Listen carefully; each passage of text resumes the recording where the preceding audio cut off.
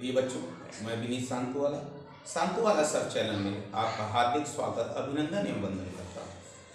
Most important question of debenture का 14वां video मैं आपकी सेवा में प्रस्तुत कर रहा हूँ।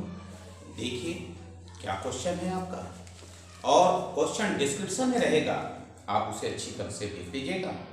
क्वेश्चन है, on April 1, 2014 the following balance appeared in the book of J limited 6% debenture 1 lakh debenture redemption fund reserve 80,000 debenture redemption reserve fund investment 80,000 the investment consist of 4% government security of the face value 90,000 the annual instalment was 16,400 bank balance 26,000 after receive the interest of debenture redemption reserve fund investment. मतलब जो bank का balance दिया है, investment का interest include करके दिया है। Investment were realise 92%, the debenture were redeemed. ध्यान देंगे, कल के तरह का ही सवाल है, थोड़ा सा हट करके है, इसीलिए हमने इसको खोज के लिए आए हैं। यहाँ बैंक का जो बैलेंस दिया है उसमें इंटरेस्ट इंक्लूड है। देखिए पहला अकाउंट बनेगा वही कल के तरह ही, डिवेंचर सिंकिंग फंड अकाउंट।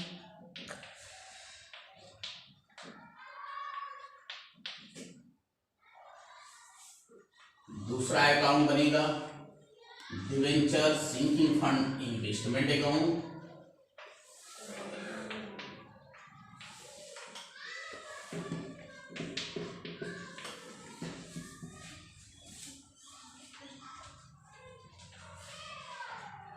उसके बाद तीसरा अकाउंट बनेगा डिवेंचर अकाउंट। पहले 3 अकाउंट आपको दिखा, आपको हमने बताया है कोई भी लायबिलिटी होती है उसका बैलेंस क्या होता है, क्रेडिट होता है। जैसे डिवेंचर लायबिलिटी है, कोई भी फंड लायबिलिटी है, लेकिन यदि इन्वेस्टमेंट है तो उसका बैलेंस डेबिट बैलेंस होगा।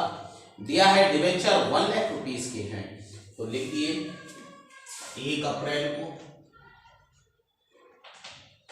बाई बैलेंस प्राप्तम लायबिलिटी है, इसलिए इसका क्रेडिट बैलेंस हो गया 1 lakh rupees.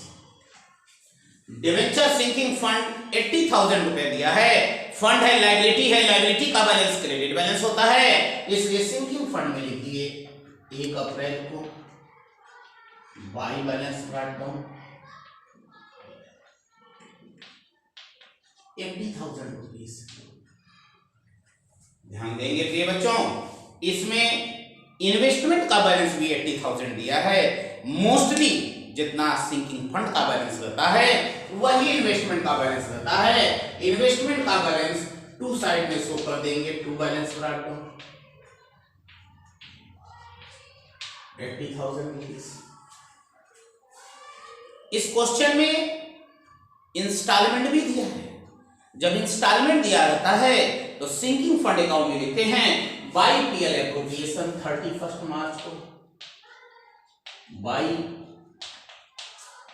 PL appropriation 16,400 rupees. यदि क्वेश्चन में इंस्टॉलमेंट दे देगा तब इन्वेस्टमेंट का ब्याज भी शो ऑफ करेंगे। इन्वेस्टमेंट आपका 90,000 का है और 4% लिखा हुआ है, तो यहां दिखाएंगे 31 मार्च को बाई बैंक ब्रैकेट में इंटरेस्ट 3,600 कैसे आया, 90,000 का 4%।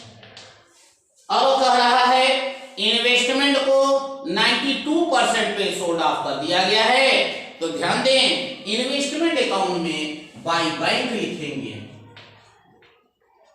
31 मार्च को 90,000 का 92% 82,800। ध्यान देंगे क्रेडिट पक्ष में अधिक आ गया, डेबिट में कम दिया है, डेबिट में कम हो रहा है, हमको प्रॉफिट हो रहा है। और आपको हमने बताया है यदि फर्नीचर बेचे, मशीन बेचे, बिल्डिंग बेचे, कोई भी संपत्ति बेचे, कोई भी एसेट सोल्ड किए, यदि प्रॉफिट होता है तो पीएल लिखते हैं, लॉस होता है तो पीएल लिखते हैं। लेकिन डिवेंचर सिंकिंग फंड इन्वेस्टमेंट यदि सोल्ड किया जाता है तो प्रॉफिट होगा तो भी डिवेंचर सिंकिंग फंड लिखेंगे और लॉस होगा तो भी डिवेंचर सिंकिंग फंड लिखेंगे। डेबिट साइड में लिख दीजिए 31 मार्च को टू डिवेंचर सिंकिंग फंड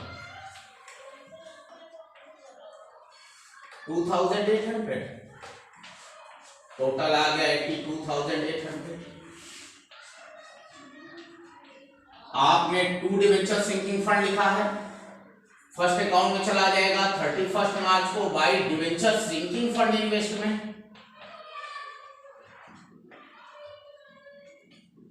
2,800। इसको टोटल जोड़ लेते हैं, 1,02,800 रुपीज आ जाएगा। और सिंकिंग फंड का डिफरेंस किसे बंद करते हैं, जनरल रिजर्व से क्लोज किया जाता है। 31 मार्च को लिख देंगे टू जनरल रिजर्व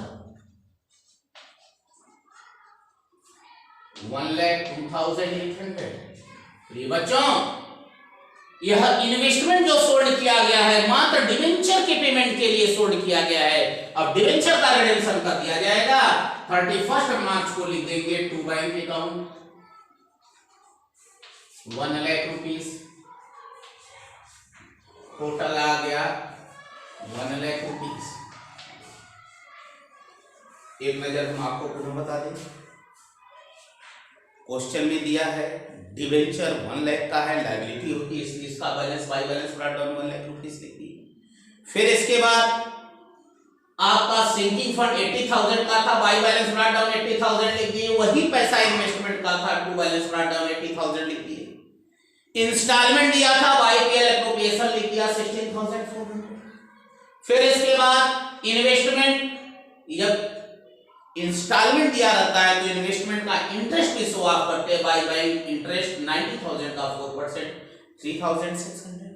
इन्वेस्टमेंट को फेस वैल्यू के 92% पे सोल्ड कर दिया गया, तो बाय बैंक लिखे 90,000 का 92% 82,800। अधिक में सोल्ड किया गया, प्रॉफिट हुआ तो टू डिवेंचर सिंकिंग फंड लिख दिए। इसे पहले अकाउंट में चला गया by debenture sinking fund investment 2,800। इसको ऐड करके जो डिफरेंस आया जनरल रिजर्व। उसके बाद डिवेंचर अकाउंट में टू बैंक अकाउंट हमने कितना रुपया लिख दिया 1 लाख। यह दो अकाउंट, तीनों अकाउंट क्लोज हो गया। अब हम आपको बैंक अकाउंट आपके सम्मुख लेकर के आते हैं, बताते हैं, समझाते हैं, बुझाते हैं। ये बच्चों उम्मीद हम कर रहे होंगे कि आपको सवाल बहुत अच्छे ढंग से समझ में आ गया होगा और आ भी रहा होगा। ध्यान दीजिए, बैंक अकाउंट,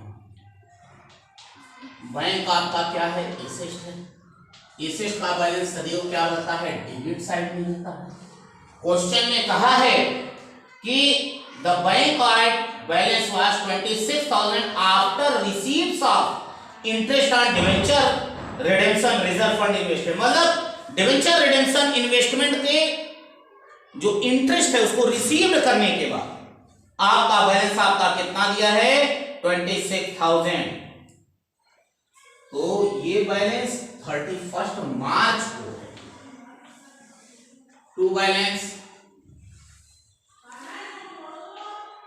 कितना है 26,000।